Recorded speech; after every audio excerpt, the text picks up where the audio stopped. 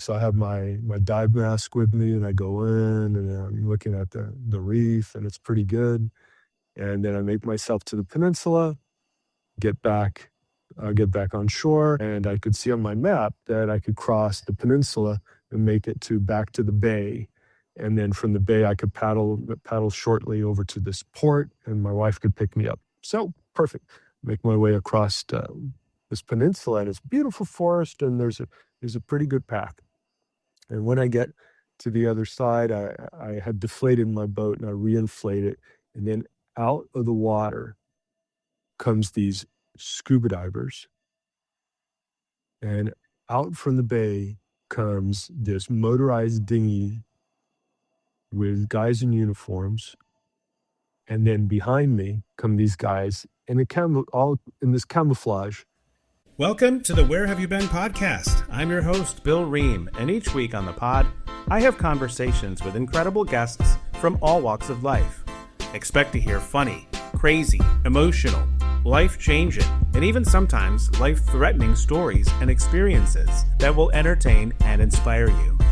As always, I appreciate your likes, subscriptions, ratings, and reviews wherever you are listening. It doesn't sound like much, but it truly helps the pod get to the ears of more people who may enjoy it. And check out the website, whybpodcast.com, for links to the socials where you can find pictures from the guests and their stories, and also buy merch if you're so inclined. Now let's get to this week's episode. Thank you for being here. And it's time to welcome back into another episode of the Where Have You Been podcast. Thank you all for being here week after week. I really appreciate you. If it's your first time here, as I stumble over my words, thank you for giving us a shot as well. And today I have another very special guest, someone who's no stranger to a camera even, let alone some audio, but also a father, an educator, and a creative, among probably many other things. I have David on the show today, and as I like to do, because who better to introduce someone than someone who knows themselves better than anyone, if you would be so kind as to tell everyone who you are. David, who are you? And welcome. Oh, hi. Yeah, thank you. Thanks for having me on. My name's David Deighton. I'm a conceptual artist, and I integrate my work while I travel by doing art installations in different places, and if I can't, just doing something very unusual, but mostly in an artistic field as I travel, whatever inspires me. Excellent. And speaking of, I mean, this won't probably air while you're there, but you're not in the States right now. I'm in Colombia. Yeah. I'm in Colombia right now. I've been here for 3 weeks. I got another 3 weeks in front of me, and I've decided to stay in one area in this like big canyon area. They say it's the second largest canyon in the world, but then I heard the biggest one wasn't the Grand Canyon, it's Copper Canyon when you're in Mexico. So everybody's got their biggest or second. But I'm at this one. It is big. It's certainly big. Either way, you could fit a lot into it. Yes, you certainly could. This one you can drive down, which is kind of nice. You can drive down. There's all these villages and stuff down there, and a big also has a raging river coming through it, the Suarez, which I have yet to go see, and I've been here for 10 days. Oh, wow. Well, that's very cool, actually. So that's awesome. So can you kind of expand a little bit more, if you're willing to, about kind of what you do with art and with your channel and things like that? Yep, sure. So I'm a French American, born in the U.S., raised in France, went back to the U.S., lifetime artist, abstract painter on the most part, and sculptor. And then 6 years ago, I started a conceptual piece looking at a piece with ideas, artwork with around an idea. And the idea was I couldn't wrap my mind around the fact that the country was becoming increasingly divided. And I explored some of the reasons why, and I was very interested in political polarization, and found myself then 6 years ago starting to talk to strangers about the taboo of politics by asking them 3 non-confrontational questions. And doing this in national parks, setting up art installations in national parks. But that was like, okay, I've got that space, if you want, where a lot of people coming from different parts.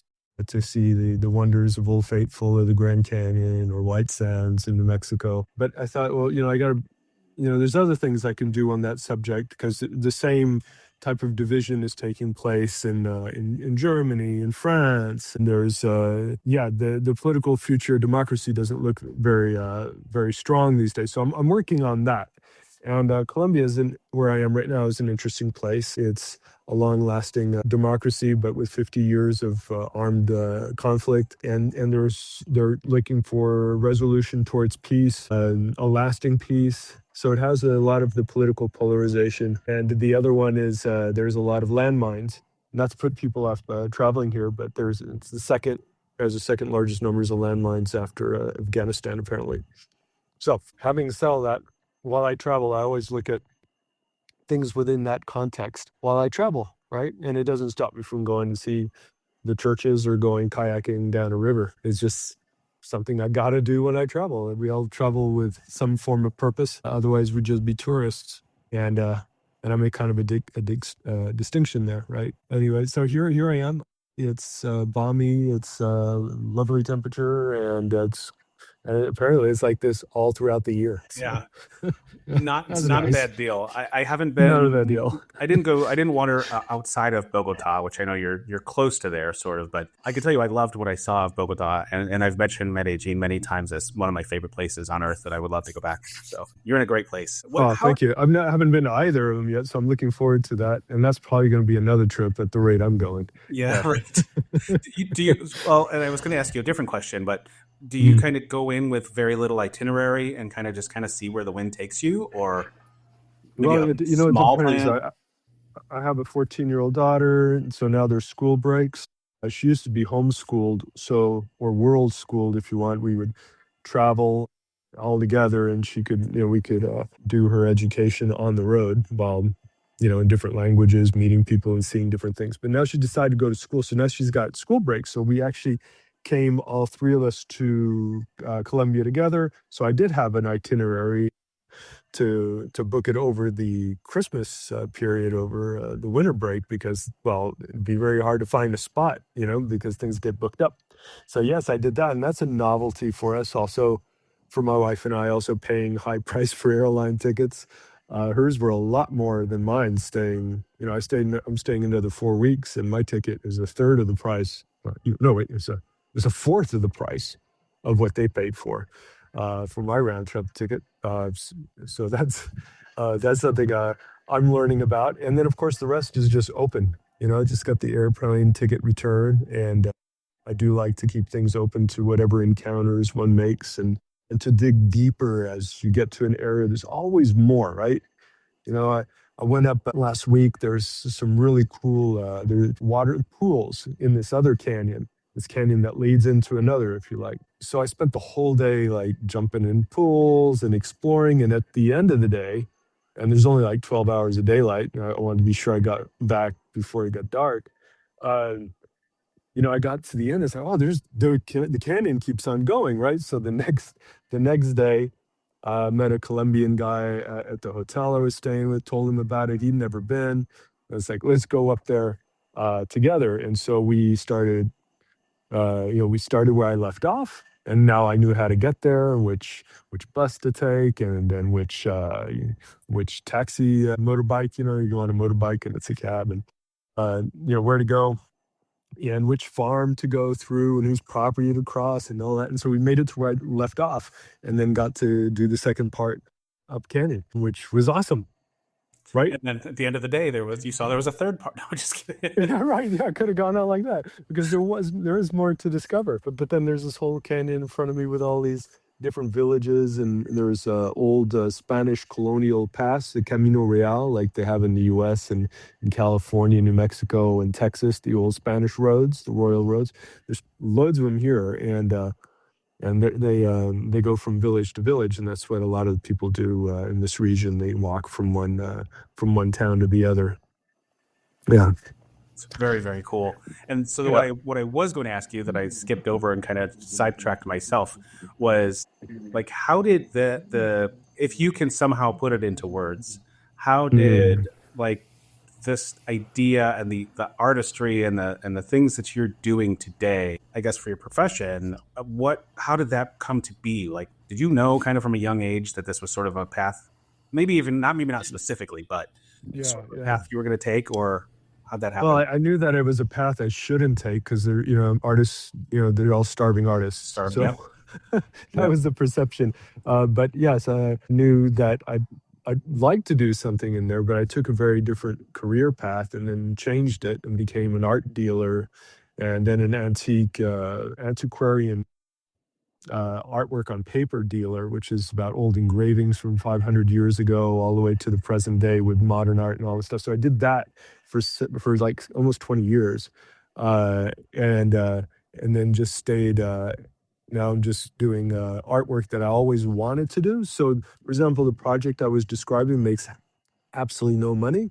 There's nobody's gonna ever give me money for doing this like kind of pro bono, talking to strangers and trying to bridge our political divide and having people to talk to one another. I mean, maybe somebody's out there that want that I can do it for free, so that's what I'm doing.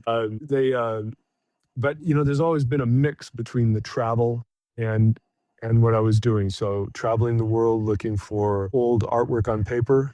That was one. That was and the other one is this current project took place when I was in London with my family. World schooling my daughter in London. We went to the Victoria and Albert Museum, and in there was one piece that just struck me. It was a 3-panel religious panel with all these different images on it. There's a triptych, so it has a center panel and these two other panels that fold like doors and close on there. What really struck me, because I'd seen many of these in medieval religious art in Europe, but this one was missing half of its images. They'd worn out, and they didn't know what was there. And that just struck me as very much the state of affairs when we're dealing with people. They're half of their story is usually missing. Either they know it or they don't, and we don't because we're lacking in communication with them. And I wanted to establish more of the exploration of what that would be artistically, of finding the missing narratives or to fill in the narratives while talking to strangers about a taboo subject like politics. And for me, it's crucial as a foundation of our like the foundation, as in the sense of it, our base of our democracy and how it's structured, the web, our cultural fabric. I don't want it to unravel. So that's what I do most of my artwork on. And like right here, how do I do that when I'm in Colombia and they have a different situation here? So here, I went and took a 1-day class in ceramics. It's always, I do, I work with clay, but it's always good to see how somebody else does it, especially like native techniques and how the clay feels. So I took this class and realized, okay, they just didn't have that much to teach me, but man, they had lots of different colors of earth here. So I went out into the forest after a good rain and collected like 12 pounds of 12, yeah, 12 pounds, about 12 pounds of clay, and made myself some material I could work with to make little sculptures that I've been positioning in different cracks of walls and stuff throughout the old towns I'm visiting. And some were just peaceful messages or a little mosaic with a little heart on it with pieces of trash that I can find. Um, and it always sparks conversations with the locals. There's oh, what are you doing? What's this? And it gives you opportunities to connect. Um, I met somebody just yesterday who's in that process. Said, "Oh, come over to my place. You can use my pool and bring over some friends." I'm like, okay, I don't have any friends, but I found some people that were willing to come with me tomorrow, and we're going to go over to his place. And you know, you meet people, of course, when you travel, and when you have no agenda or you have no plan, you tend to meet more people than you would. Yeah. Everybody's in a hurry, but going to see things. But you can meet more of the locals that way and get some more connection. And it's very cool. And I feel like most of the times when I've heard something like this, it tends to be either Central or South America. And I don't know that there's any reason for that or any correlation. But the amount of times that I've heard somebody talking about, like, they just happened to bump into somebody and they were so welcoming and they brought them in and they served them dinner. And I think it probably is very much a cultural thing. But it's just so cool. And when you think about something like that, maybe walking around a town in the States here, and something like that happens, would you be inclined to go and jump in a stranger's pool? I'm not trying to throw stereotypes out there or anything. I'm just saying, like, I don't know. So Like, I'm just putting an idea out there, I guess. But yeah, you just, where's the invitation, right? When do those things happen? I mean, I think for that we need to have areas of encounter, and in the U.S. we tend to go to the same. We go to the coffee shops, or we go to our church, or there has to be areas where a lot of strangers of the diversity all meet together, and we don't all hang out in parks and talk to one another. We don't all go to coffee shops and talk to the first person that looks different, and try to find out where they're from, what's their story, right? yeah, We kind of stick to ourselves because we want to be polite, but maybe being polite's not the right thing to do. Maybe we should right. not worry. And actually, the polite thing would be to go talk to a stranger rather Well, than and I think a let lot him of be. times we feel like we have so much to do. Like, we're so in our own worlds a lot of Mm. times, and sometimes we just need to find a way to loosen up your schedule a little bit, and just kind of take your time and take a note from some of these other countries that are much more laid back, and they're not, constantly looking at their watch to make sure they get somewhere on time. As long as they get stuff accomplished, they're Mm. good. I'm with you. Yeah. Or, then also people are more and more on their phones and scrolling away. And that's happening around the world. So it's not just a, US or European thing. It's around the world. People are scrolling away. Yet, if the expectations of a family and friends and acquaintances take a larger amount of your time, you're not on your phone there. You're interacting, and it creates, I don't, last year I was in Morocco, and I just, the first time I went, I felt a little bit alienated. I was a lot younger, but this time I was 55. I'm coming through, and just the contact and the welcome that I received in the villages over there was outstanding. Suspicion, of course, because who's this Anglo guy walking around um, through the village, but when people knew what I was doing, just looking around, not spying to buy any land or anything like that. Then there we were having a cup of mint tea, you know, and chatting about what things used to be in the village and where I came from and things like that. And that's just a great opportunity to see how people live inside their homes and what's important to them, and meeting the whole family, whoever's there, learning things. And then, of course, then they tell you where the swimming spot is that you were Yes. looking for. Yep. Or the that restaurant that you would never find on an app or Right. something like Because that they or work whatever. there. Yeah, exactly. Yeah, exactly. I love that so much. Like, David, that kind of, like, not to be cheesy or sappy or whatever, that like warms my heart, because I love the same thing, like being in a place of another culture and actually learning things and understanding, and it kind of makes me feel special when I have those types of conversations with locals, because I know that most people that are coming through here are not having these same experiences that I am, and it makes it more meaningful and more memorable, and that's what I think a lot of what travel is or should be. Well, let's talk about that. Let's talk about like what makes those things happen then, right? So how can you be in a space where that type of encounter happens? What's your experience like for to be in the space where these encounters might happen and they're rich for you? What does that look like? Yeah, I mean, I think, well, and so one of the things you were talking about, and well, I guess maybe I had mentioned as well, like about the pace of life that we have here in the States. And one of the things that I love about some of these other countries I've been to, and again, what keeps coming to my mind is South America, Central America. But Hmm. like, I think here we need more, like, give me farmers markets. I don't need a supermarket. I don't need Hmm. that fast, quick, let me get everything I need, get in and out. I mean, I kind of do, because that's sort of what society teaches us here. But I love that communal part of it. Of There's this big open space. Everybody is selling their homegrown things and homemade things, and you can meet people while you're there. You can have conversations. For me, what's usually happened is it's a coffee shop, or it's a restaurant, or it's something like that. That's where I've had my conversations typically. But I just know that those experiences can happen in other ways in other places. But you just got to do it, and like you said, not be on your phone. It's a place, right? Yeah, I was saying it's like the evident thing. That's what I would have said just as much. Is like, what does that place look like? It's the having the space to travel, and then it makes me think. We can travel as a state of mind, right? Is can also bring us to our very own cities and neighborhoods, where to see the things that are unknown or exotic to us, or a neighborhood that we've never been to, trying food uh, from a recently arrived immigrant or something. The food's going to be totally different, a new experience. Those things but it's the places where we can encounter those people, and that's sometimes seems to be limited. The infrastructure we have in the country seems to be limiting. So we have farmers markets, great, but not farmers markets everywhere around the country, and you need farmers that produce locally produced items and clients for that to happen. But there's more and more of them, so that's cool. And then where you got the coffee shops, churches, work, there's certain subjects you're not allowed to talk about. But to meet the exotic has to be with the unfamiliar, so therefore it means going out of our comfort zone to meet new facets of our communities. Yeah.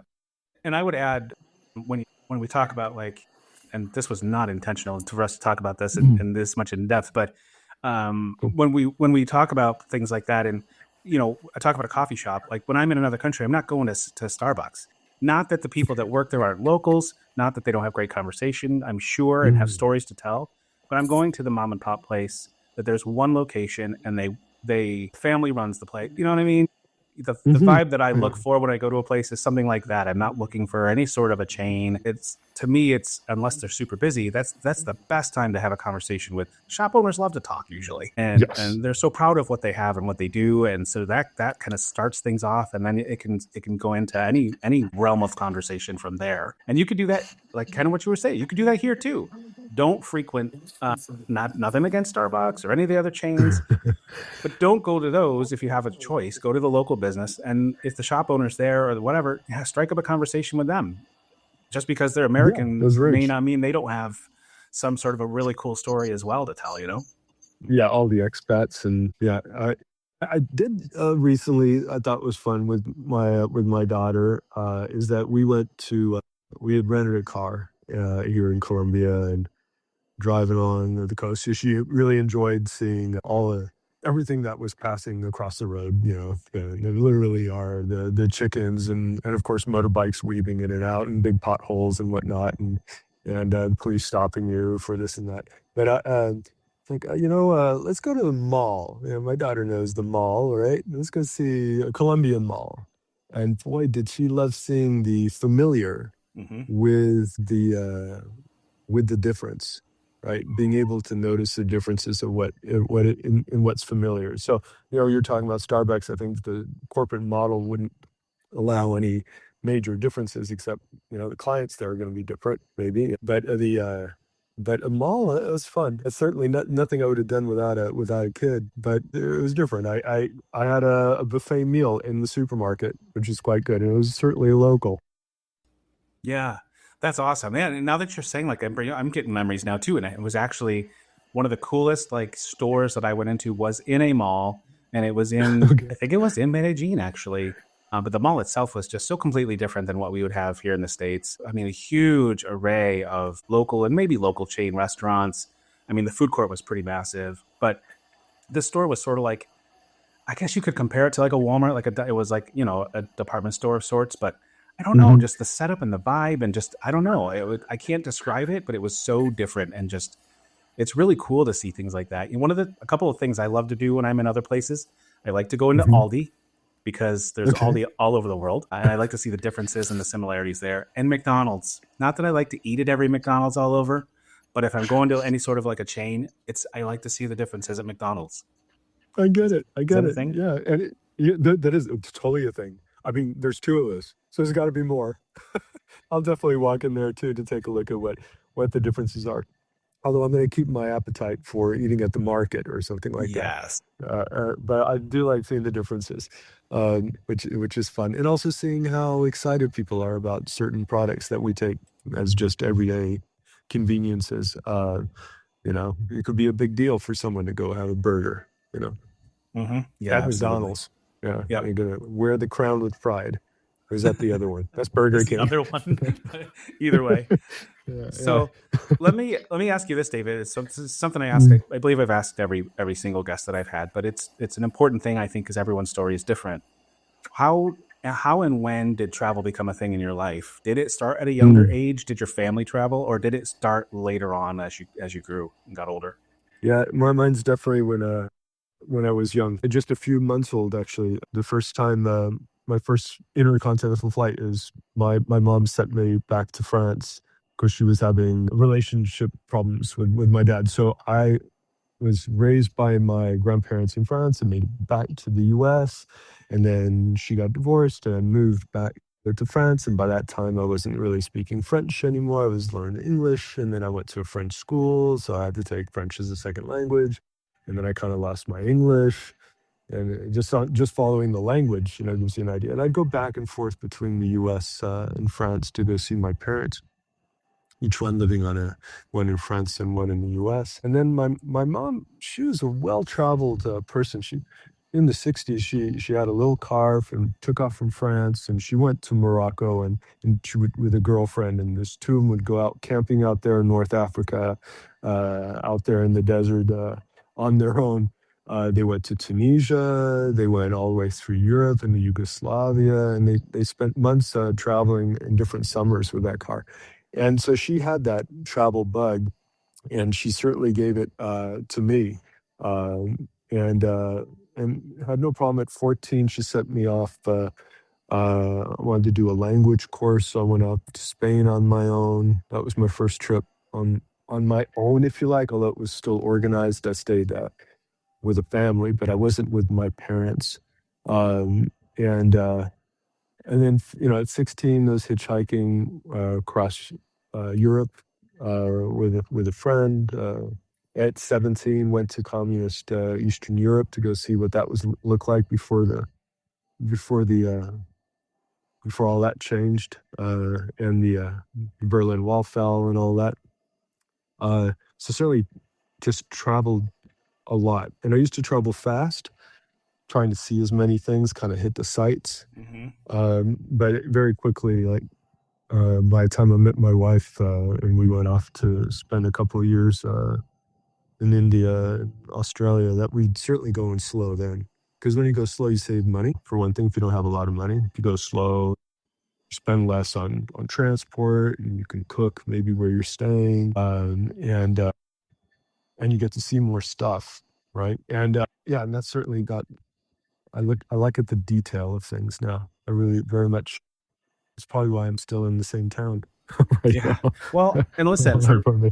Yeah. not for nothing. I mean, as connecting the dots here, we were talking about having connection with people and things like that. I Mm, haven't had the ability to slow travel the way that I'd really like to, and kind of like you're saying, I would love to be able to spend a month somewhere, whether it's an Airbnb or maybe a house sit situation or something, and mm. just be able to feel like I'm part of a community. And maybe you don't have to have the same routine every day, but you go to the same place a few times a week, you have breakfast, or maybe you go to the same market every day or a few days a week, and you see the same people, they start to recognize you, you start to have conversation, and that kind of stuff can also just go really far as well for just creating experience and really be Experience fulfilling. and blossoms, fulfilling. Yeah, all those things. But I Yeah. mean, of course, it happens too. But sometimes, you got a short time, you got to see all, if you put a lot of destinations in, boom, you come home and you wonder, what did I see? Oh, this was somewhere, but I forgot the name of the town. I mean, Yeah. when you get to that stage, you think, oh well, maybe next time just consider that trip to have been your investigative trip and go back Yeah. to the places and go back to the place.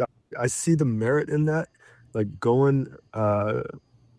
Would not have been me several years ago, but I'd say, yeah, if you go on a tour and you go see lots of different things, that's cool too, because you're going to go in the intention of going back to the places you prefer, and Hmm. that's cool. I can see that. Yeah. I can see that Yeah. because there's some really cheap tours. My mom sees these tours in Europe. It's like 2 weeks in Croatia to Montenegro, and it's like it's off season, like in March, and it's 2 weeks, and it's like 300 euros. And you're like, what? That includes the flight on top of it, Oh my gosh. and it's just really cheap stuff. But it's a tour, so they drop every day. You go see a shop, like a carpet shop or a ceramic shop, but she says she never bought anything. Nobody ever does, and she thinks there might be finance by the government to bring people in. Yeah, So possibly. anybody out there, keep a look on the European, go to European sites and look for a cheap, small tour operators and go off season. For those that are worried on, so often the travel is about the cost, right? I mean, Hmm. you have the time, either you have the time, and now you don't have the money, Right. or you're working, you're making money, and then you got to keep it for later. Anyway, make that mix. But there are ways to travel inexpensively Yeah, for sure. with some tours. And then did maybe on some of the other programs, episodes, you may have spoken about volunteering opportunities Yeah, ever, or we've absolutely touched on that. Sure. Well, let me okay, ask you yeah. this before we jump in Mm, any further, because I know that you have a mm, lot of stories to tell, a lot of places that you've been, and that's what I want to get into. Is okay. this is the point of the show? Actually, probably the longest that I've, and I'm not complaining. Mm. Probably the longest, like quote unquote, like intro section that I've had in an episode, but I love it. But this is where I ask the title of the show, which is David. I want to say your last name right, Deaton, right? Yeah, yeah, that's right. Okay, David Deaton, where have you been? And you mentioned some places Yeah. already, but I Where have know I it's a been? lot.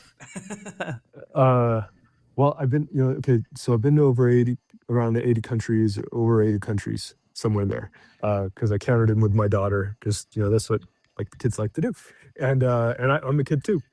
Um, but when you think about it, a lot of those countries are in Europe, right? So that Yes. goes pretty fast. There's going to be like 30 countries in Europe or something I've been to. So that takes a big chunk out of it. And a lot of places I've returned to that because I like to go see things more in depth. And there's not a place I would not return to because I know there's more to discover. And then there's a lot more places to go to. So like, for example, it's my first time to Colombia. I should have been here before, but never been to Colombia. Never been to Ecuador. Never been to Venezuela, but I won't go there now. Or Guyana, or Brazil. I mean, there's tons of places just in South America, just south of us in the U.S. I haven't been to. And so that's the way I look at it. The places I've been and the places that are out there that need me to go see them. Hmm. Right, right, right. You have not been to every continent though, is that right? I haven't been to Antarctica. No. Okay. Yeah. That seems to be a common theme when I do talk to people who've been to, upwards 50, 60, 70, 80 countries. That tends to happen. Antarctica is obviously one of the more difficult ones to get to. But from what I've heard through this show, one of the most fulfilling. So, That sounds good. It's just this is where I'm a hypocrite. But for me, there's the environmental cost of going to places, and that mhm. always makes my wife laugh because I'd have no problem taking an airplane to get anywhere. Yeah, yeah. Yeah. She's got a And when point. I'm complaining about plastic bottles, I mean, so that's yeah, I They need to don't they work on haven't come that. out with the electric planes yet. Yeah, and I wouldn't mind going in a blimp.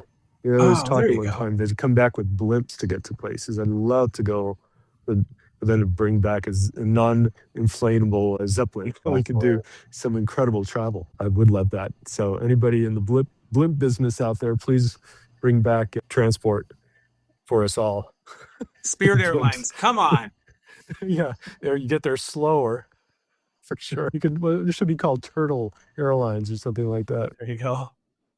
Um, so this is just my own my own curiosity. Yeah. How often in in a calendar year, are you away from your home?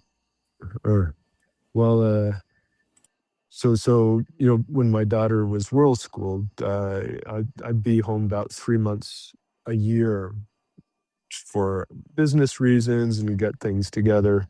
Um, yeah, and now it's well, this year my New Year's resolution is to do more traveling. So it's probably going to be half the year home, half the year away. Because my daughter's on autopilot now and doing her own thing. And so yeah, I'm getting back. It's been a very long time I haven't, for example, traveled by myself, except to go on a camping trip or something in the U.S. to go abroad on my own. Oh, that's not true because I was in Morocco last year, but something like that sounds true to me. Probably Well, didn't sound true to my we wife. don't know any different.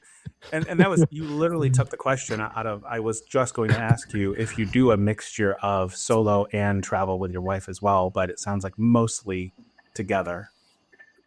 Oh yeah, yeah. Our travels are, we do different things when we travel, but that's the idea. Is so we travel together. She likes to, you can run your business online pretty much anywhere you go now. So you can be a digital nomad wherever you go if that's your line of business, and if your employer allows you to. But she likes to do watercolors, and we'll do walks together, and then we'll go to the market together, and then explore cooking some of the food and recipes that we've seen in restaurants, see how we can adapt that for when we're home. And so we have a good mix, and yeah, and then of course we do. We both paint, so we also, we'll do artwork while we're traveling too. And there's Sure. always new paper, and it's artwork on paper. So we always look like for new sources of paper, and locally made paper. May it be cow dung paper, which they sell to tourists over in Tanzania and Kenya. To here, they have various papers, even with corn based husks and things like that. So this Wow. interesting searching the what locally made paper they might be to work on. Yeah. Yeah. And do you find, I assume you find that, it kind of changes everything. It has to in some degree, because I can't believe that paper with made from cow dung or corn husks or whatever would act the same as wood pulp. Oh, totally. Oh, yes. They're all the papers are different, and that makes it, part of it. Touch. How does it feel? What does it smell like? And not for the cow dung. It doesn't smell of anything, if people are wondering. Well, But I was going to it ask. does have a little smell. Yeah, I let it go. when it's all bit, because when you get the paper wet, it gets a different taste. I was going to say a different smell, and so you explore all those things, before you start applying paint and whatever material you're using to it to see how it react, or what would it do, or what can you do with it. So that's fun. I mean, that's part of like traveling with purpose, or being able to take your job with you. That's why I was mentioning the digital nomad aspect of for those that can take their jobs abroad. And there's certainly I meet a lot more people that do that these days than I used to. Yeah. And Right? I'm jealous of almost all of them. Yes. In my Are career, you? it's not really Yeah, an option. sometimes when I see them, they're spending all their time. Maybe they're near the pool, and they're having a cup of coffee, but they're still putting in all those hours and Sure. more. And then there's a time difference, Hmm. right? And there's bad connection, and all these things that maybe they're not as efficient as they would be at home. So I wonder sometimes, just putting that out there. Yeah, no, I think the ideal Well, solution is to be working for yourself so that you can kind of set your own parameters, right? yeah. I guess that is one, but then you won't be working 8 hours a day. You'll be 14, but Yeah, possibly. it could be. Could be. Yeah. Maybe not. So let's go in this direction. So if you and I are sitting down, again, you've been all over the place. You and I are sitting down having a beer or whatever your drink of choice is. We just happen to overhear each other mention something about travel, and we just start to strike up a conversation. Gosh, you've been here. Oh, I've been. Yeah, I've been. And what are one of the first one or two stories that you just have to tell, like your favorite travel experiences and stories that you have from anywhere in the world? Well, I Putting think you the on the first, spot. I would have probably asked you first, the places that you've been to, which ones you like most. So I might want to go there and find out the logistics of getting there Uh-huh. right after we get that out of the way. Um, because you got firsthand knowledge. Um, but you're asking like where the favorite place, the best place to be would be. Not necessarily the best place to be, but just of your memories and the things that have happened to with you in different places around the world. What are the, like those your favorite memories, favorite stories that Well, you love to uh, tell or have to tell people? okay. Well, here's one of an activity I like to take with me beyond the paper and the hiking. Is I like to take. I'm going to get a lot of people in trouble today. I'm sorry. I like to bring an inflatable raft with me, a little pack raft that they bring and they have up in Alaska. And it's very small, very lightweight, only a few pounds. You can put in your suitcase and collapsible paddles and an inflatable life vest, PFD, and I'll take that with me so that I can go down some rivers or cross an estuary and go explore and have my own paddle craft if you want. And so some years back in Thailand, I was like in a perfect spot. There was mangrove, there was a river going into the mangrove, it made its way into a large bay. And then if you crossed the bay, you got over to what looked like on Google Maps. So just this long stretch of beach with like 15 miles of beach, and it's not developed. And I was like, how does that happen? And then there's this peninsula and then forest. I got to do this. This is my day. So I take an umbrella. I get in my pack draft, and the wind's pushing me in the right direction. I cross over the bay, and it's quite large. And the umbrella serves as my sail, and it's taking me across. So I make my way across the bay, and I get over to the beach, 15-mile beach. And I get there, and it is stunning. There is nobody living on that beach. There's not even anybody selling coconuts or anything, which I thought that was impossible. There's always people somewhere, unless they've been removed forcibly into. Well, I'm not even going to go there. A lot of people get removed, and displaced. But this one was very odd, and so there I am in front of the beach. The sea is pretty calm. There's the coral reef. It's stopping the waves. So I take my boat. It's meant to go down rivers, right? And now I take it on the ocean side, on the Andaman Sea, and I'm paddling up towards the peninsula, and it's stunning. So I have my dive mask with me, and I go in, and I'm looking at the reef, and it's pretty good. And then I make myself to the peninsula, get back on shore, and I could see on my map that I could cross the peninsula and make it back to the bay. And then from the bay, I could paddle shortly over to this port, and my wife could pick me up. So perfect. Make my way across this peninsula, and it's beautiful forest, and there's a pretty good path. And when I get to the other side, I had deflated my boat, and I reinflate it, and then out of the water comes these scuba divers, and out from the bay comes this motorized dinghy with guys in uniforms, and then behind me come these guys all in this camouflage, come up to me, and they say, "Well, what are you doing here?" And I was like, "Well, excuse me, I'm just taking my boat, and I'm going to cross over." And said, "You just crossed a military field." And the guy spoke perfect English. He had studied at the School of the Americas in New Mexico and had training over there. And his team was like the Navy SEALs of Thailand. And they came from all directions. Said, "We've been, we used you as an exercise. We've been following you, through you." And I was like, okay, this is good. And then the weirdest thing happened. He said, I said, "Well, what's on this peninsula?" I said, "Well, there's landmines." Holy crap. This is not good. And up on the plateau above you on the hill, there's a landing pad. Do you want to go see it? And I'm No like, way. well, I don't know. Do I want to go see it? So I get to see the view. You want me to go up there because the view was amazing. It's cool, right? And I got to see the bay and where I went, and got a little tour of the military base from there. But then the weird thing is that they left me to go keep on doing what they were doing.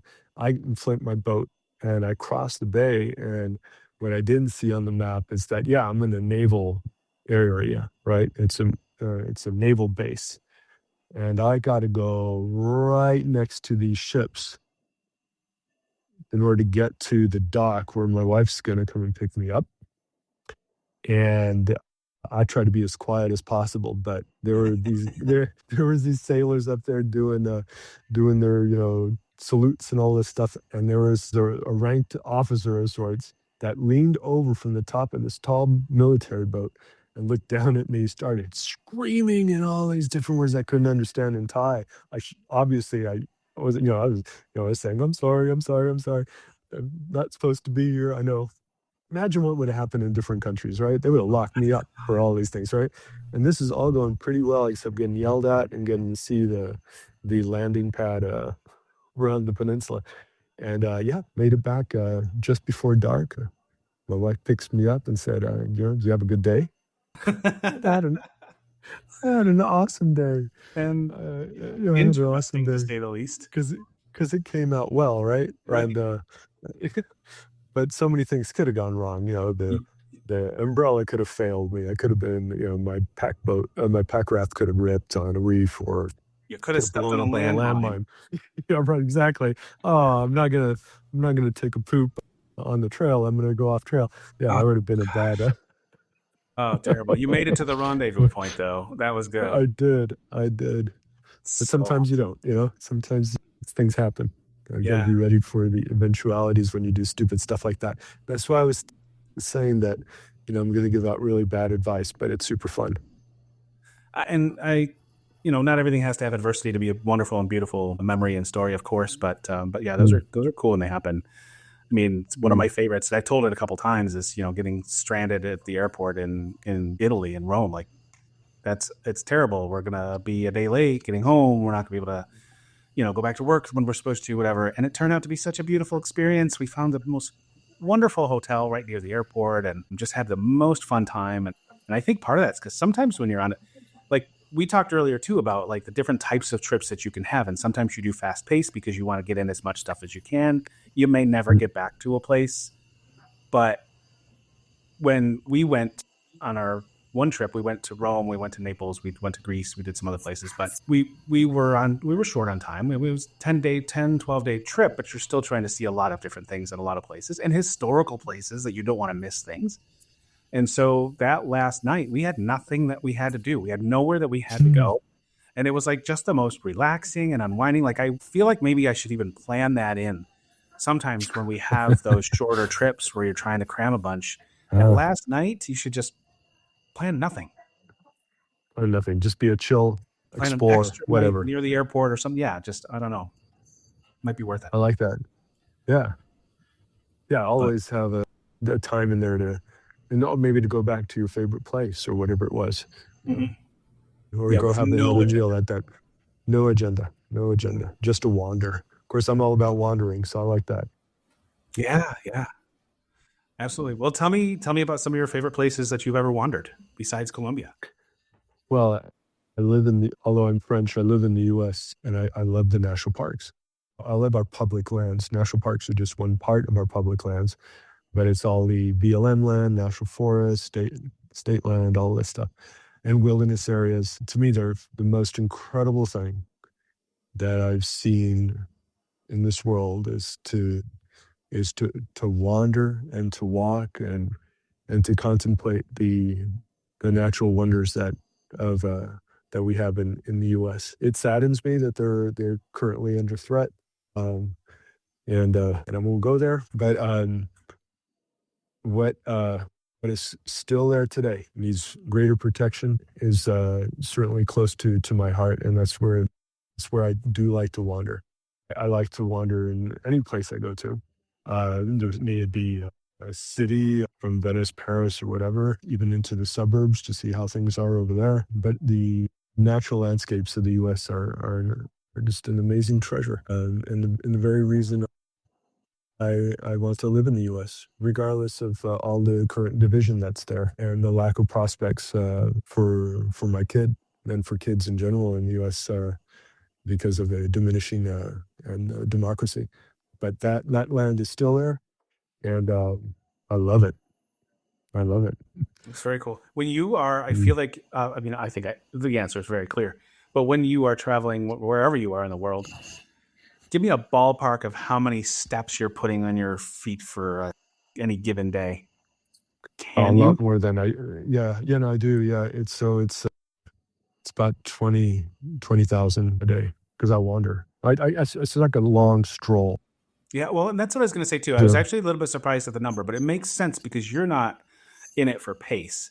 You're in it for the beauty and what you're seeing and yeah, exploring. there's a lot of stopping. It's pretty much from morning till evening. I'm walking around, checking things out, stopping, seeing what's going on, talking to Do you this ever? person, moving on.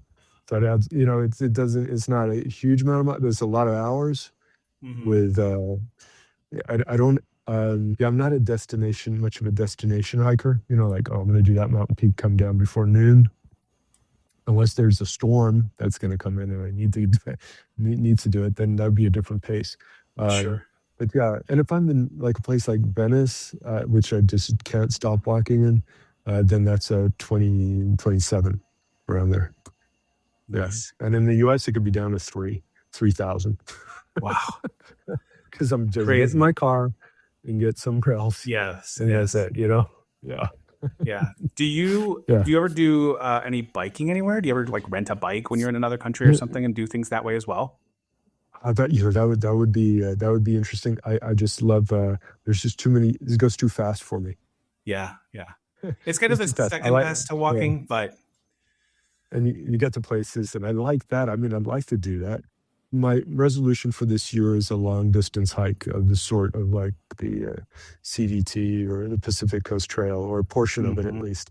Because hmm that's weird. I've never done something like that oh man. because of all the preparation that goes with it. But this is uh this is the year. This is my resolution, so I tend Yeah. to do them, and that's not a bad I've one to have to do. I like that. No, and I've heard. I mean, Yeah. I've had a few guests on the podcast that have done the Camino, and every single one of their stories were just. I mean, and obviously they're not telling the entire story, but they're little bits and pieces and moments of encountering just really special people and really special Mm. stories, and just the physical battles that they've had with themselves and with the environment, and the just that feeling of accomplishment when they're done, and the whole thing is so inspiring. That's definitely something that I don't know that yes, I know that I could do it. I don't know that I will, but I know There's portions. I You don't have to do the respect whole thing. people. I respect people who do that though. You can do a Yeah. part of it. I wouldn't. You don't I have to do the wouldn't whole be able thing. to. I wouldn't be able to. I Oh, think really? if I started it, I think I would want to finish it. I think that's just my. I don't like to do Oh, you anything can finish halfway. it. And There's people that just do the last 3 days or 5 days. yeah, There's a way you get the stamp if you do the yeah, last 5 days or 200K or whatever it is. yeah. I know, Okay, I yeah. know. We prefer to do the most of it, but the cool thing is that there's tons of different caminos to hmm Santiago de Compostela. Three in Spain, for example. There's two in France. So there's different ways to do it. If some are easier than others. Yeah, yeah. This is And the one of guy my that hasn't done them. I haven't done them. I'm talking. I haven't well, done and them. one of my guests had Yeah. done one of them and was like, okay, so next time I'm going to do this other, which I don't Oh, cool. know them, but like they're going to do it again and do a different variation. So tell me, just because things are popping into my head that I want to hear your stories is uh, and I know how important the parks and the free space, That's smart. whatever the public Yeah. lands in the U.S. are, Yeah. are to you. But tell Mhm. me, there's has to also be some very cool wandering stories, whether it's just like you just discovered like this really cool thing you'd never seen before, or like you said, you talk to people when you're doing this stuff. Any other encounters, or where were you and what was that for you? Anywhere Well, in the world. there's always this. I'm sure some would stand out. The thing is, I feel like when you're constantly traveling, it's these things just happen. But there's we were talking about adversity, and there's one wander that wasn't a wander. It was a walk. It was a long walk. Uh, I did with my wife that maybe some of your listeners have done in Tanzania.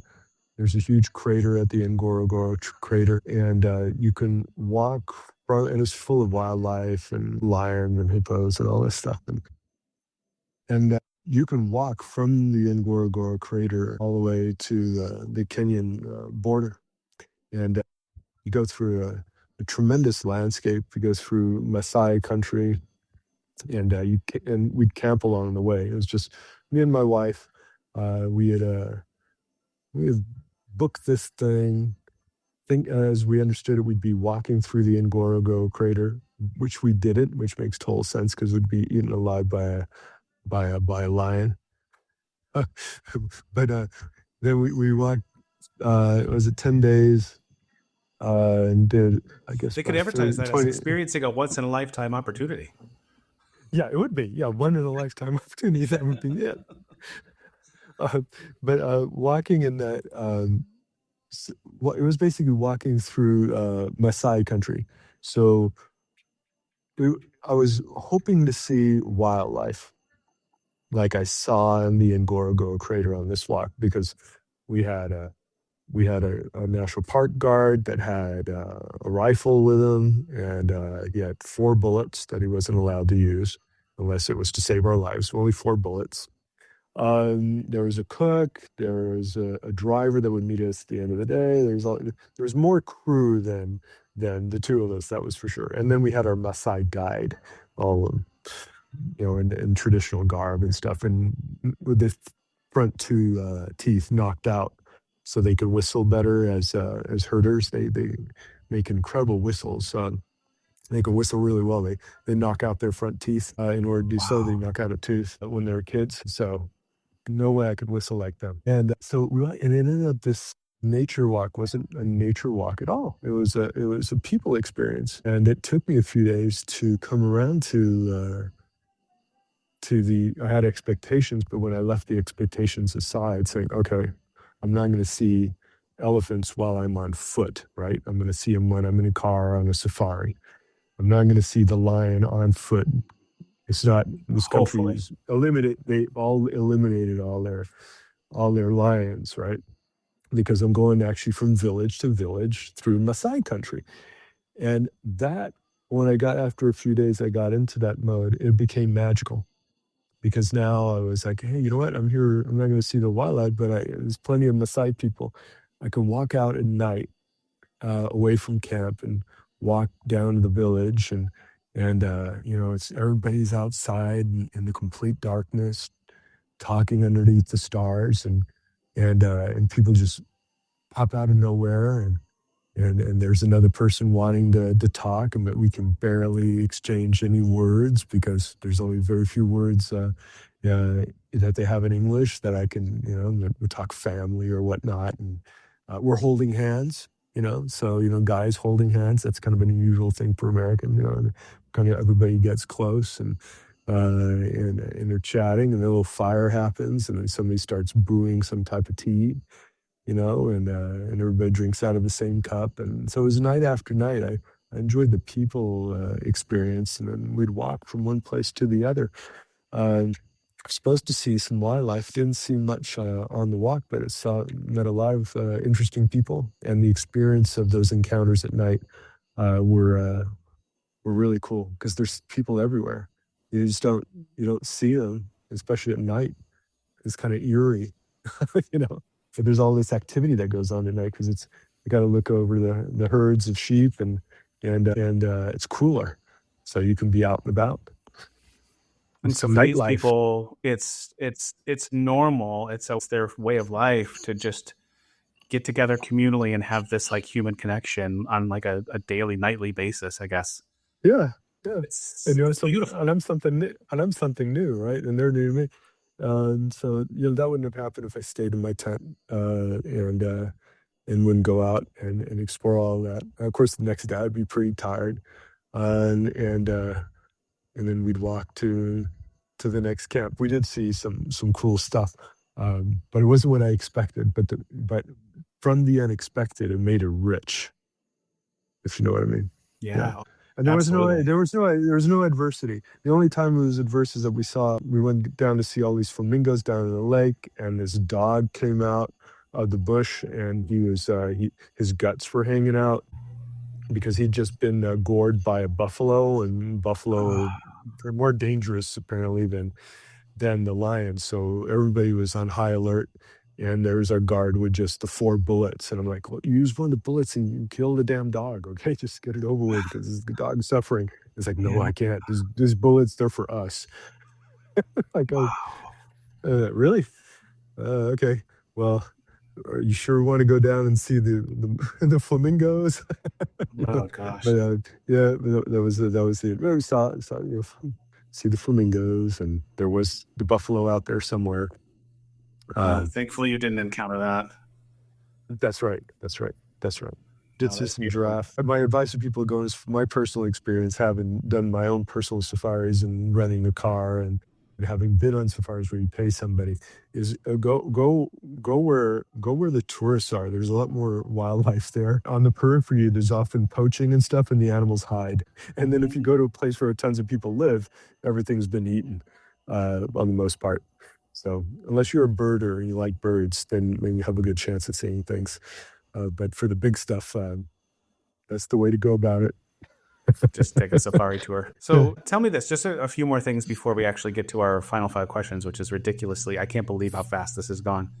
All But right on. so I'm just, again, my own curiosity. You've been Mm. so many places again, and you tend to very heavily veer toward the exploration side of things.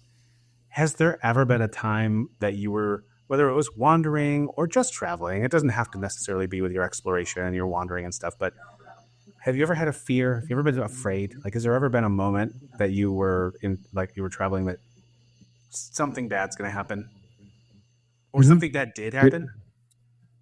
yeah. Those things they happen. Uh, but I find often they're an uncomfortable moment with um, police asking for money, and not and you, when you refuse to pay, uh, things can get pretty heated. Can I Uh, ask, where did that happen? okay. Well, one was, believe it or not, Dominican Republic. There are a lot of people go to Dominican Republic, but we were in a hurry, taking the car, getting back to the airport, and there's off-duty police officers that stop you for speeding. I know very well I was doing less than 55 miles per hour because I knew I'd get stopped otherwise. And yeah, and I refused to pay up. I asked to go to the police station. I didn't give them my passport. I only gave them a photocopy. They weren't happy with that, but that's what I always do. I don't give them my actual documents. I give them copies. And I said they can have the real documents at the police department. Um, and I refused to pay. So, they got weapons. Uh, and and when you look at their badges or you look at them a little bit funny, things kind of get out of control. If you say the wrong thing, if you mention corruption, if you mention those type of things, then people they get angry. So you got to be careful. That's a scenario that's happened to me many many times, but I've never been to jail or been physically hit by anyone. Maybe bit handled with force, but not. I didn't feel my life was in danger. I find my life to be more in danger in the hands of a bus driver or a cab driver. I think that That's is fair. the same risk that happened in the U.S. We're more likely to die in a car accident. That could happen abroad as well. So the dangers can be also the encounters that you don't want to have. Of course, you can get robbed. Those things happen too. Pickpocketed, more likely to be at a knife point. Those things happen. Get your car broken into. There's just things that can happen. But Have any of those I happened to you exercise or no? caution. Yeah, all those things happen. But All of them. for the things that haven't happened, that have not happened, has been at risk. Um, I'm careful at night, and I don't go Mhm. to bars anymore.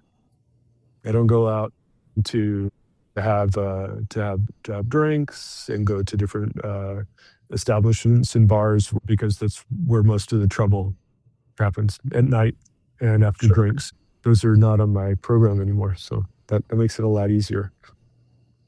Yeah, Well, and that makes sense. You'd think that'd be an obvious thing, but I guess it's probably not for a lot of people because they, that's the thing to do, right? You're winding down, end of the day, go have a drink, couple drinks, turns into 4 or 5 drinks, yeah, and then you're very vulnerable. yes. You're very vulnerable, and you've told your story and a little bit about what Hmm. you know, and then it's night, and you go into the next place. Yeah, that I avoid. Short nights in the tropics. Sure, Sorry, long nights in the tropics. The 12 that's hours, different. so, 6:30, dark. So you got to think about those things. Yeah. Mm, Yeah. Well, okay. So let's flip the emotion then. Just and I know I'm putting you on the Okay. spot, but I Okay. love the stories and memories that involve emotion. So tell me one of like the craziest and funniest stories that you can think of any of your travels. It doesn't even have to be I'll, recent. I'll Anything that's tell you, just I'd think that comes to mind is how I met my wife. That's a great travel trip. I was in Northern California, and I was on my way to go to Canada, and I was living at the time in my pickup truck because I found that to be just I could be anywhere with the best views. Open up, and then you could have this great view. You had multi-million dollar views every day, right? In beautiful lands that the Western U.S. has, and that morning, I decided to go brush my teeth in a coffee shop over in the restroom. I go and I see this lovely lady that I thought was local because she was wearing Birkenstocks, and uh, and I went to go talk to her, and she had a.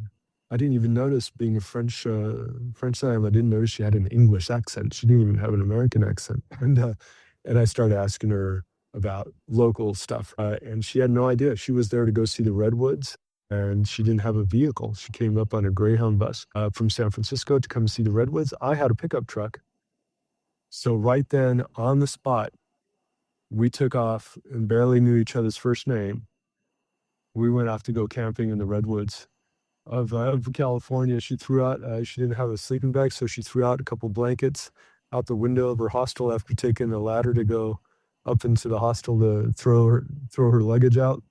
Because the hostels, they close between whatever hour, whatever it was closed till the evening. We were going to go right then and then, and we've been together ever since that day at the coffee shop and going camping that very night up in the redwoods, and that was over 25 years ago. that's That that amazing. that's my that's my travel story. Well, I have so many questions now. So where was she from? And you didn't make it to Canada, or did No, I you? never made it to Cat. No, I didn't. So she's from the UK. She was living in London. She was on holiday.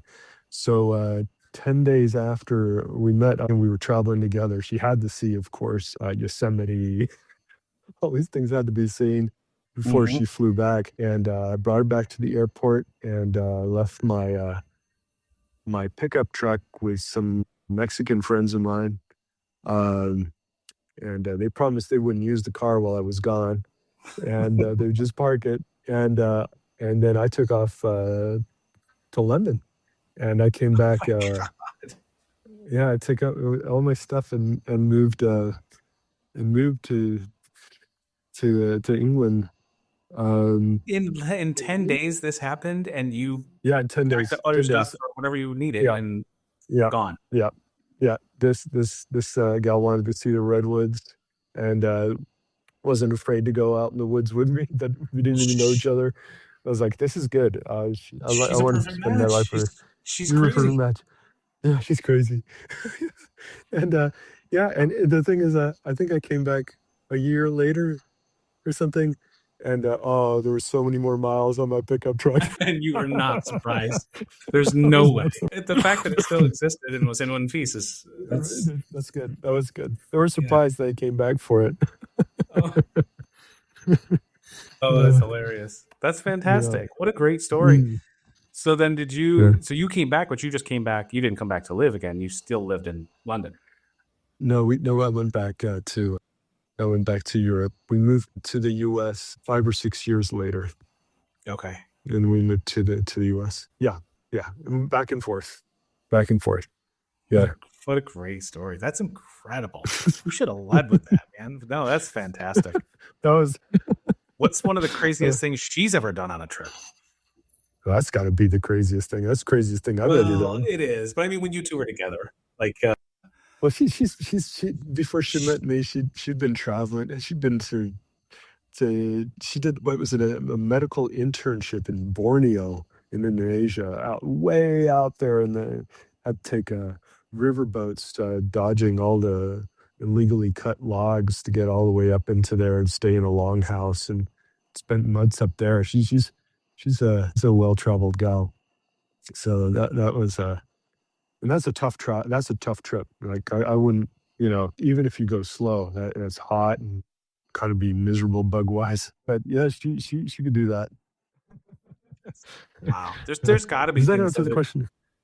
absolutely. There's got to be things that you guys have done, whether it's she's just done something on a trip that just made you laugh hysterically, or vice versa, or something. Well, there has been times, we brought we have a pack raft for every family member. Oh, So cool. we brought him to Venice, all the canals, right? I don't want a gondolier to take me around. I want to go wherever I want. So you can actually use your own crafts in Venice on Monday morning before noon, and on weekdays on certain areas, except the Grand Canal, after 5 p.m. and before 9 a.m. I say, with that in mind, I have these pack rafts, and we take these little rafts and go through the canals at night when the rats are swimming from one place to the other, and during the day, and making your way out to the bay. And there's a cemetery out there. Anyway, I had some friends come and visit, and they arrived on a cruise ship, and I said, "Oh well, I'm going to show you Venice in a different way." And come on over in my pack raft. And my friend had never been. She said she had done some paddling, but she never had. And I trusted that she had. But she'd basically been in a canoe in the front. She was paddling, yes, but she didn't know how to direct the boat. And here she's in her own boat. I said, well, the first thing you got to do is we just got to cross this first canal, and then we'll be in smaller canals. It'll be really calm. So you just paddle straight across and come to join me, and we should be all right. And in Venice, got all types of boats. You got police boats, and you got your regular people going from one place to the city to the other in the Taxi boats. And you have boats. taxi boats and ambulances, and even funerary, boats. Jeez. So everything's happening, but trash boats, all this stuff. And this is a busy canal. There's a lot going through. But we waited, and until there was a big enough space that I could say, okay, they won't arrive fast enough, but we can make it. We can make it across. And you'll be fine because she So knows what she's you'll be doing. fine. She's Yeah, paddled. just follow me. She's paddled. She showed me she can paddle straight, and she paddles straight across, but she misses the other canal and hits the wall of a building, right? And she's not going fast, but the only thing, she didn't know how to back paddle, so she can only front paddle. So here she is, she bumps in to the wall, and her boat turns around, and now she's floating back into the canal, and she doesn't know what to do. And all these boats are showing up. And I'm like, oh no. And I'm turning around trying to go get her and trying to bump her back out of the way, but the boats are coming. And she screams out, she didn't know a word of the time. So she screamed out, oh, I'm sorry, I'm an American. Oh boy. Oh boy. The people on the boat, they weren't laughing at all. They were like, you think you're American. You're here, you think you're in Disneyland or something, taking your boat and everything. And yelling at us, she's like, I'm so sorry, I'm so sorry. So I had to tie her up. I had to tie up her boat to mine. So then I became the tugboat. We finally got to do what I wanted to take her to do, but I had to tow her along. But we got Oh, screamed at, and there's nothing we could do. And of course, we were interrupting traffic. Not supposed to paddle your little raft across the canals of Venice. Makes sense. yeah. Everybody else is supposed to have a motorboat like everybody else, or Oh a my gondola. goodness. That is absolutely hilarious. Reminds me of Yeah, that's I funny. had a friend of mine on the pod very, very early on, and he was telling a story. I'll just be very brief because I don't want to tell other people's stories and monopolize your time. Oh, no, but But I want to hear. it was so great because he was in Australia and he was telling me how beautiful the people are in Australia and how just friendly, and everybody's just like giving, and Hmm. like he found this place that had some kayaks, and it was so like almost on your honor, like here they are, go get them, whatever, pay me, whatever, and just bring them back and just put them there and go home. And but don't go past the park. And so they're paddling down this river or whatever, and just paddling and paddling and paddling, him and this girl that he knew and worked with, and paddling and paddling and paddling, and can't find a park. And then next thing you know, he looks up and there's like a cruise liner or something, like coming like close enough to him that, and realized they had paddled all the way down this river, like into the ocean. And when he said, come to find out, when we turned around and hightailed it back, the park was like really close to where the guy lived that had the canoes or the kayaks or whatever. But I just can't even imagine. I can't even imagine like getting to a point where you're like in the ocean with like ocean liners coming by when you're in a kayak. But that's kind of what it reminded me of. Oh yeah. That was it's the adversity one would remember. Yeah. Absolutely. Oh gosh. My last question before we get to our final 5 questions, and I actually won't do that yet. But you ever done anything illegal? You don't have to answer. Well, yeah, I did. I did. I mean, without knowing it, I entered that military area. I wasn't supposed to do that. That's true.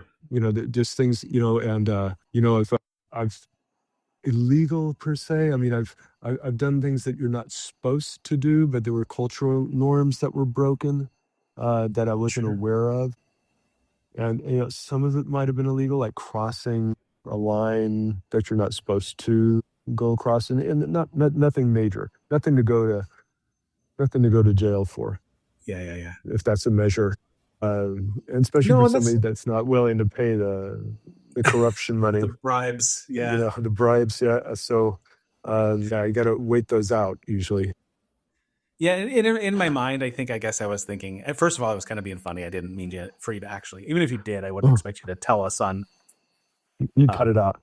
Yeah, right. But I was kind of thinking like in my mind, it was something like, oh, I didn't mean to. It just sort of happened. But because I haven't counted that. I do give money sometimes to go to places. So it's interesting. I won't give a bakshish. I won't give a bribe, but I will pay people like to get me in somewhere that, that's closed or that's not open to the public. Because some people know how to get in this facility that's been closed for this archaeological site that's been closed for the last 2 months. Yeah, people have kind of a little side business and they'll take you in there. So that's usually, some things are just permanently closed because they don't have the staff, but the locals know how to get in, and I guess that's illegal. That's got to be illegal. I don't think I have anything specifically like that, but I guess the closest I would have is like things, and I don't know that it was even really illegal, but there's a place in Costa Rica near the volcano, Arenal volcano, and you can take these licensed tour boats to get you pretty close. Like you can get to a certain distance. You have to keep some distance, but we unfortunately missed the licensed tour boats, but happened to see a guy on the side of the road. I don't remember if he had a sign. He might have had a sign, but for whatever reason, my wife at the time decided to just get out and have a little chat. And he was like, yeah, I got a boat. Let's go. And so, we took the kids and we did that. And it was a beautiful experience too. But I don't know if we were supposed to be able to do that with these people. Right. It's that fine area, right? It's unlicensed or whatever. Yeah, that's going to happen a lot. I think I'd rather think of illegality as the stuff that lands you in jail. And hopefully your guests will never admit to on the program unless they've done their time or something. Well, or maybe if the statute of limitations has expired. Yeah, there you go. Something like that. I did have a guest that bribed the police to have a party they were in India somewhere, I believe. But they were told that that's kind of what you have to do. If you want to have a party in the desert in India, whatever, you have to bribe the police. And he called him and he was like, you never bribe the police. That's what you're told all your life. You don't bribe the police. And so he was like, sir, I just want to say, thank you for everything you do. And, my friend's having a birthday and we'd like to have a party and I'd like to make a donation to the police department if I could. And he was like, yeah, absolutely. I'll meet you this time, this place. And you guys go ahead and have your party. And that's the right way to say it. Just so great. All donations. Just don't use the word bribe. No, it's so great. So before I get to the final 5 questions, I just want to give you the opportunity. Is there any story or any experience or anything that has popped into your head that you feel like you'd be remiss if you didn't tell us, whether it was funny or just emotional or whatever? I got the one in Thailand was a good one. That boating day is a great boating day. That is fantastic. With the umbrella. Just check the wind. I have a visual. You gave me a visual on that. And just to let people know, like on your maps, like on your digital maps, whatever you use from all trails and all that, a lot of the military areas are not listed, right? For security reasons for those countries. Now, in the US, they are, right? But in a lot of countries, they're not. So be cautious of areas that are devoid of people when they should be people. They could be very much like it was for me, a military camp or reserve. So watch out. That was fantastic. Fantastic. Okay, well then let's do this. I'll do the final 5 questions. Feel free to Okay. expound as much as you'd like in detail on these Mm, stories, and the more the better. And if you think of anything else, feel free to we can sidetrack a little bit. I'm not in any time crunch, just so you know. okay. Okay. Okay. So question number 1: of all the places in the world that you have ever been, this is gonna be tough for you, I feel like, but maybe not. Where was the most memorable meal experience? And I'm very careful to phrase it that way. Most memorable Mm. meal experience that you've ever had outside of whatever home you were living in. The first one that comes to mind is memorable because it was New Year's, it's a Karen New Year in hill tribes in northern Thailand. They're Burmese refugees, that political refugees. Most of the hill tribes you go to visit up there, they're mostly refugee camps. And these were red Karens. They were communist Karen and it went up there for their New Year's. So New Year's, you kill the pig, and you give the tourist, which was my mom and me, just the two of us, you got to eat some raw intestines. Like, oh, this is gonna be best, nice and warm. We're gonna chop that up, and it's gonna be with some chili. And I was like, okay. And there's a lot of drinks going around too. There's all this spirit wine going for giving some to the spirits and pouring it on the ground and drinking it, going from house to house. But the first meal to have was I had to eat these intestines. Oh no, sorry, those are raw chicken intestines. I had chopped up pork, raw pork meat, and I had a lot of things that day. A lot of different parts of meat I'd never eaten before. And why it's And memorable is because it had tapeworms. I had tapeworm, and I started losing a lot of weight the weeks later. And I came back to the US, and it's pretty hard finding a doctor that would know about tropical diseases and parasites and all this stuff. But there were, I went to Los Angeles, and they had him there, and he told me, yeah, so take these pills. Here's your stool sample. It says you got tapeworm.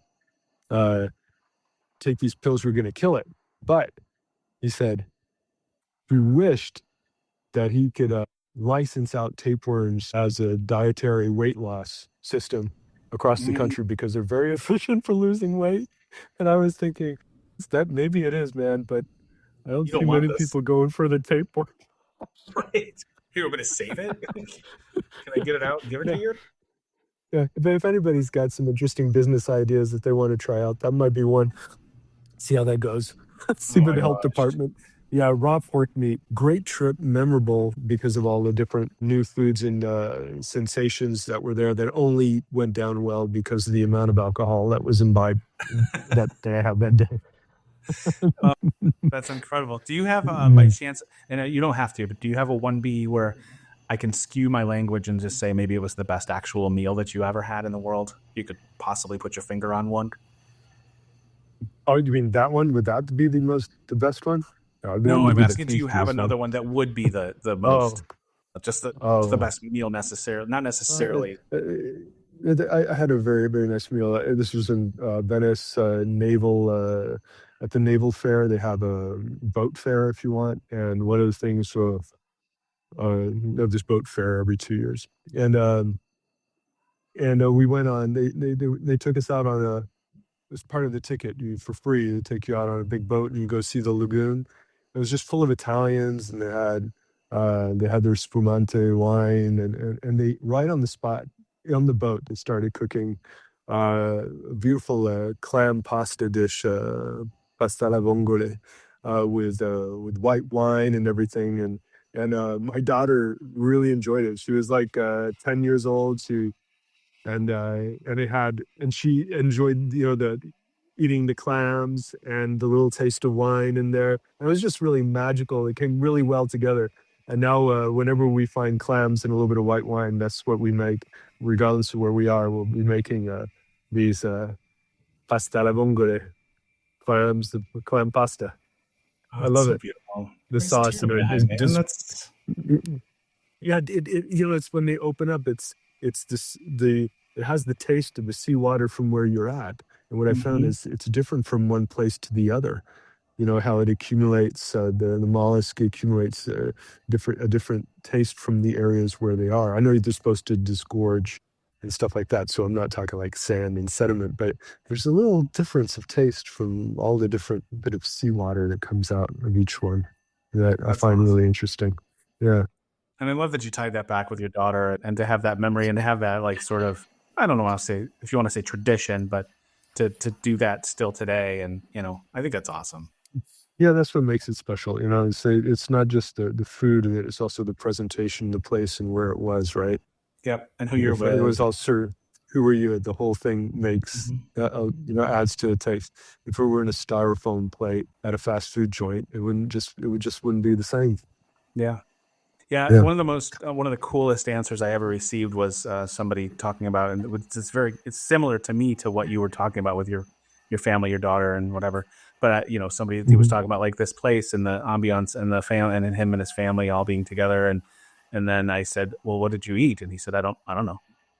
He was like, "Okay, that's awesome. Like that's one of the coolest parts about it." He said, "I think I had chicken." It's like, all right. That is good. I'm tempted to skip question number two because you've Hmm. literally already answered it. I'm going to Okay. ask it anyway, even though I know what your answer is going to be. Okay, Unless I'll maybe do you can this. think of one place that maybe you would not be so inclined. But anyway, yeah. Question two is: of all the places in the world that you have ever been, even if I offered you a free trip, where would if I said David go, it's on me, you would say no thanks, I'm good. And I know your answer is nowhere, but Right. Yeah. No, I was just thinking about it again. Yeah, there's nowhere. Yeah, I'd find something there. I mean, unless it's a war torn area that's undergoing a lot of strife right now, and I shouldn't be going there, or that my presence there would be a threat for others. Right. So that I would decline that ticket. Right. yeah, no, But that that's very fair. The only exception I've had to that that's been sort of like makes sense is somebody saying like, "Listen, I've been there, I've done that." Somebody said like, "Hey, I've been to Vegas like 6 times. I don't ever need to go back there again." But I feel like at the same time, a free trip, yeah, I'm going to go to I'd probably Vegas still and I'm go. going to rent a car and go somewhere else around it. I Exactly. might not somewhere else. Yeah, I don't need to spend more time in Vegas, but there's a lot of cool parks nearby. I'll take the Yeah. ticket. No, exactly. And listen, and for what it's worth for myself, and Mm, I've never put this out there. I don't think I couldn't answer that question. I don't think there's a place that I've been that mm, I would not want to go back, especially even if like maybe I had a not so great experience in one part of this place, I'd find a different area to go. So yeah, yeah, somewhere near. exactly. Yeah, yeah, Yep. yeah. And not only that, and I did mention this before, like places Mm, change. If you were there 10 years ago, it's mm, probably very mm, different today. So yeah, it's going to be yeah. different. It's going to be But it is different. but it's a Yeah. fun question to ask, and I've gotten some very fun answers. So I bet. Yeah, yeah. yeah. I wish I could though. I would just put out like, oh, I hate this place, but I Somebody don't was know. like, Lord. New Jersey. I'm like, oh well, there goes a section of listeners that I didn't already have.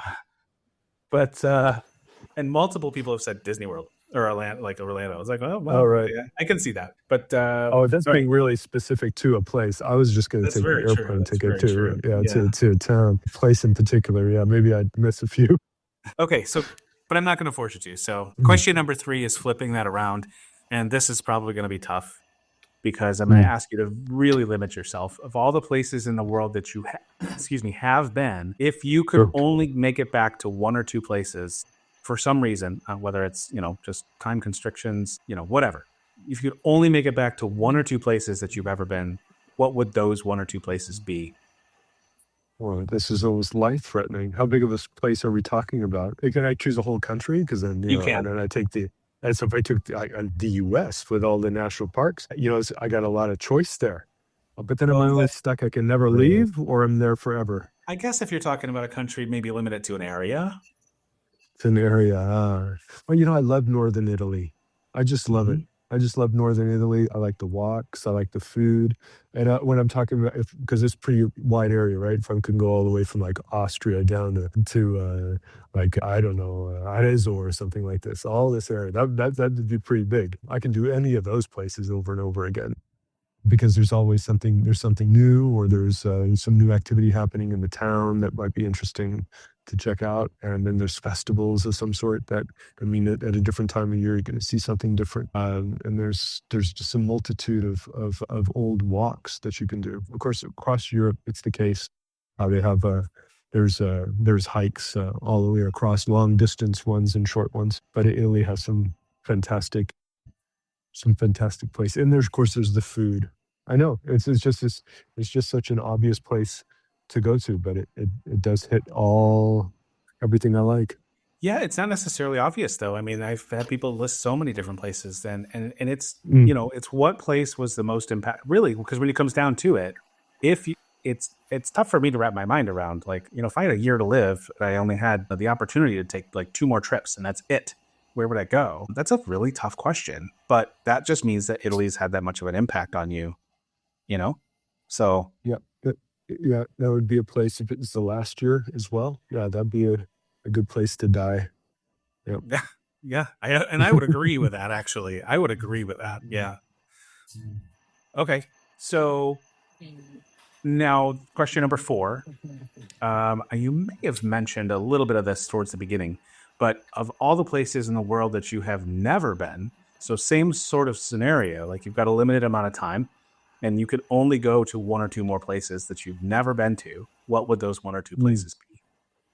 Well, I got some things on my bucket list, if you like. I like to go rent a car in South Africa and go do the loop up through Namibia and Botswana and Zimbabwe and come back down through South Africa and do that over several months and be there for the dry season in that big wetland area of in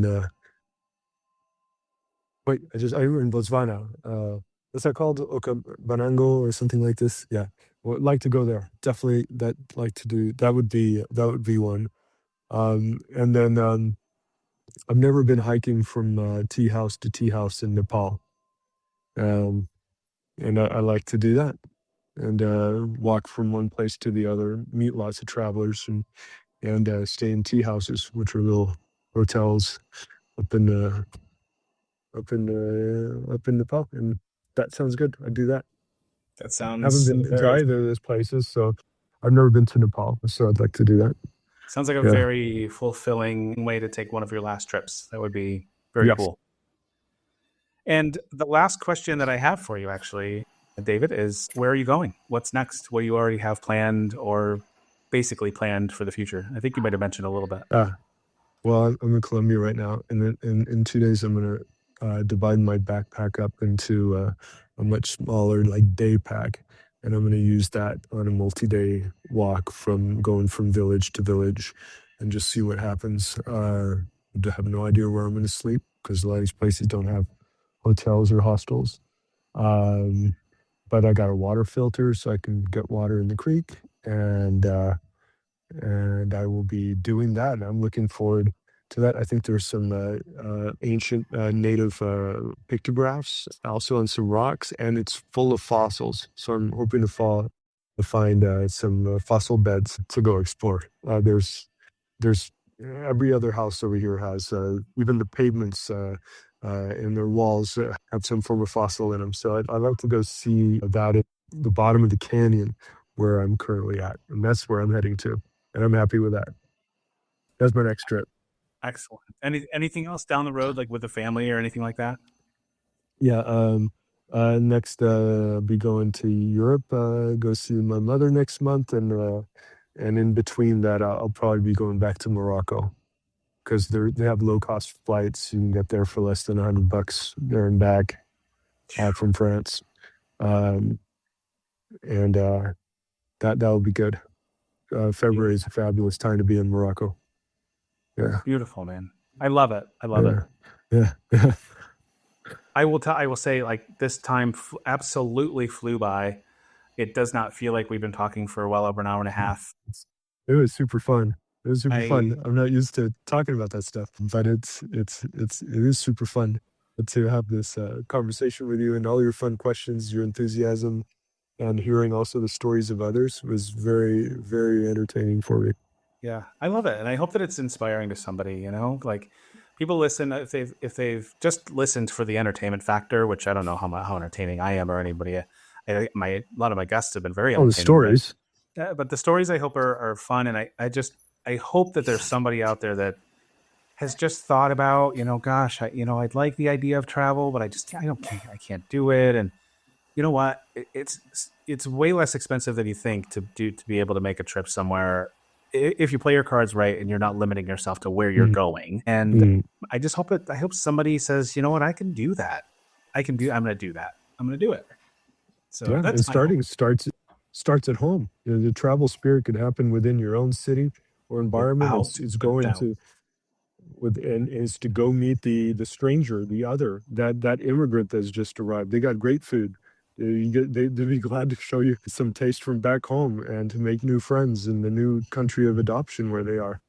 A There's thousand percent. stuff everywhere we go. There's something exotic, but it's in the unfamiliar and the places where we're not. Just as much as our listeners, your listeners, where they live is exotic to a foreigner when they arrive, Hmm. and it's our responsibility to let them in and show them what we have and share our life experience so they can have a fulfilling trip as well and create friendships along the way. So we don't have to go far and wide. There's things nearby. And then when we are far and wide, have an open heart and things come to you. Yeah. I mean, Yeah. what a great point. What a great point to say, like, and just to keep that in mind, I think a lot of people who are sort of stuck in their bubble, we talk about the bubble sometimes on the podcast, Mm-hmm. that we are so into our day to day and we forget or don't even think about the fact that somebody who we encounter who's visiting from another state or even better another country, they're just curious and excited and yeah, you live there every day and you're used to it. And so it's mundane and whatever, but there's special things all around you. And you can absolutely change someone's life by having a conversation with them. And they could go back and maybe end up as a guest on this podcast and say, when I was in Mm-hmm. whatever Hmm. city, like I had this experience with this person and, I'll never forget it. And you can be part of that just by having a conversation with people. So, and That's what a right. great point Yeah. about going to like, if an immigrant opens a shop or a restaurant or something, like what a great point that you just made about having a conversation with them, especially if you're interested in travel, because you can have a conversation with them about their home country and their story. And that could also inspire you to maybe go make a trip to where they're from. Well, So you're going to be if you show interest, you're probably going to be invited to go to their hometown and go see yes, some uncle or cousin or something, and might as well take that up and do it. yes, It's a because great. unless they're coming from somewhere that's they're sort of like a refugee of sorts or whatever, they're trying Mhm. to Yeah. get out because it's bad. But besides that, I guess. Yeah. Yeah. No. No. Of course. Yeah. Within the limits about the place, isn't it? Place and Yeah, time. yeah, Yes. of course. Yeah. Yeah. Yes. Is Well there put. anything you would like to add or say before I actually hit stop on this episode? That was the point of being able to find the exotic in our own surroundings and traveling within as a mindset. That's what I would like to share, and we've covered that. Excellent. I'll say it again. It was so much fun. I really enjoyed this. And I think the listeners are really going to enjoy this episode. And so, really, I just thank you so much for your time and spending this time with me. And our time is very valuable. And so, it means a lot for me, for you to spend almost Oh, 2 hours with me. So, thank oh, it you. was a pleasure. It really was. I really enjoyed our time. Excellent. Well, thank you. Good luck in everything that you have going on. And who knows, maybe down the road we do this again. And if I'm still doing this in a year plus or something, because you're going to continue to travel. And I know you have 1,000 more stories And we you didn't will, even talk about. So, and you will too. yeah. Yeah, I hope so. So, well, thank you again, David. And I hope that you have a wonderful rest of your trip in Colombia. Thank you. And there's another episode of the Where Have You Been podcast in the books. Thank you so much for listening today. It was another great guest with some great stories, as always. And I hope that you will support all of the guests by checking out the show notes and going to their web pages, seeing any socials and projects that they may have going on. And please, again, I'll ask as always to like, subscribe, rate, and review the podcast. It really does help to allow the podcast to grow and reach more people, and I appreciate you for doing that. Also, if you haven't done so, check out the website, whybpodcast.com, where you can find blog posts. If you'd like to be a guest, please register to be a guest on the site, and check out the merch page. There's some really cool stuff if you're interested in representing the pod, along with some other cool travel items and apparel that I'm working on every day as well. Join me again next week for another great guest with more incredible stories. New episodes drop every Sunday just after midnight Eastern Time. Until then, thank you for being here, and have a great day.